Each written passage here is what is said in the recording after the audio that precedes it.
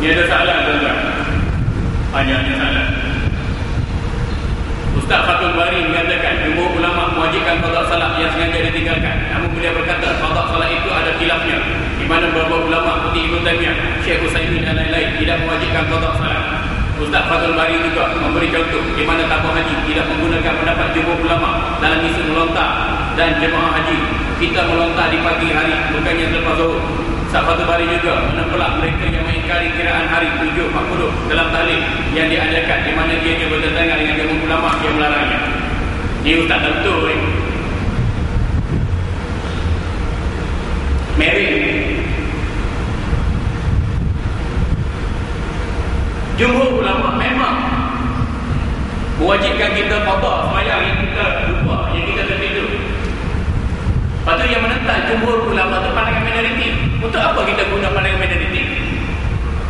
Zakat beratus ribu berjuta ulama yang sepakat dengan pandangan wajib qada sembahyang kalau kita tertidur atau terlupa.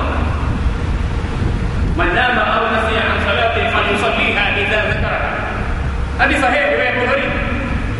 Pada sesiapa yang tertidur atau terlupa melaksanakan salat, atau dia hendaklah melaksanakan salat dengan kadar segera bila dia mengingatinya. Banyak lagi hadis-hadis yang lain.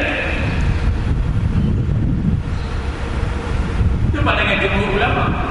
Atau setakat pandangan minoriti Ibnu Taimiyah, setakat pandangan minoriti Saleh Utsaimin. Pandangan minoriti bukan apa? Pandangan minoriti.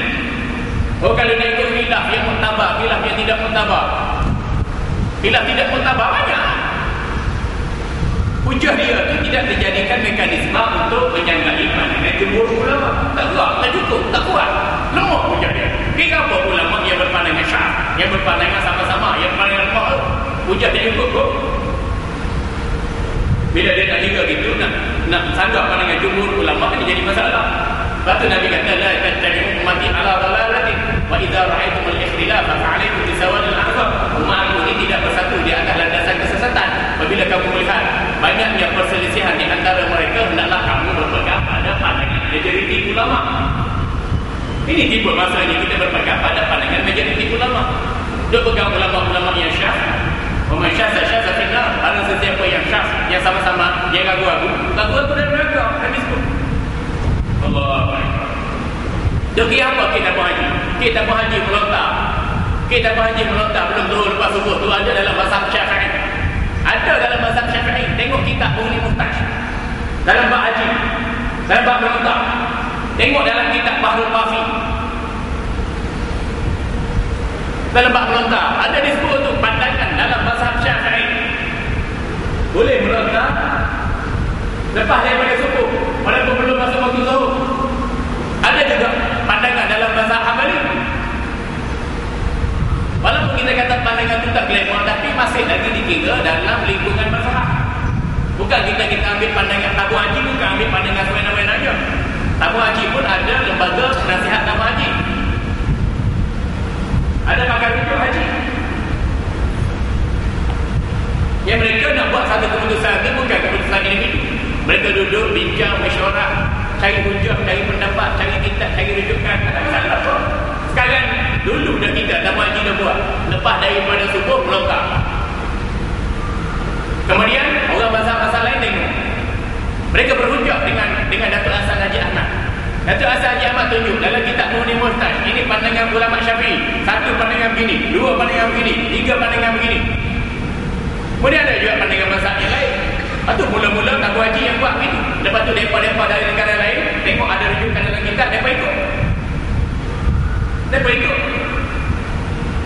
Kalau dalam kes qada salat tu jelas. Jumhur wajib qada salat. Terlupa ataupun kita lalai, ataupun kita tertidur. Manakala hakim melontar dalam tabung haji ni ada pandangan-pandangan yang muktabar. Tak canggah jumhur dalam kes qada salat, pandangan tak muktabar pun. Pandangan tak muktabar pun, pandangan Ibn Hazm Al-Zahiri dia tak muktabar pun. Ada kes hak melontar dalam salat ni pandangan Ashabu Syafi'i, pandangan Syafi'iyah. Ada apa masalah? Kemudian Ustaz ni menentang kalau kita buat tahlil 7 hari, 40 hari, 1 hari, dia kata bertentangan dengan jumhur ulama. Mana dalil daripada jumhur ulama? Mana Nabi kata siapa tahlil 7 hari dia sesat masuk dalam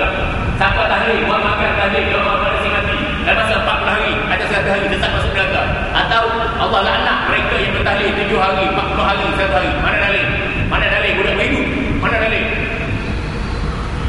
Ada hujah tak sampaikan?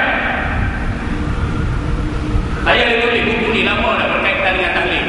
Bid'ahkah tahlil dan kenduri arwah? Dah lama dah kata. Tahun 2000 lagi dah. Dah habis stok dah. Saya tak ingat nak tulis bagi. Betul yang sama tak nak punya. Baca situ. Budak begitu, baca situ kalau nak tahu. Ini dia cerita pada orang dalam blog dia, dalam apa Facebook dia. Dia kata baca apa nama ni?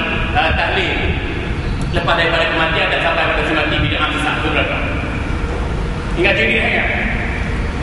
Ustaz gini pegang nampak ya tuan-tuan. Dia dikti pegang nampak ya gini. Ustaz-ustaz yang kurang ajar pegang nampak ya gini. Berhenti mengajar. Yang bawa faham habis. Disuapkan orang lain.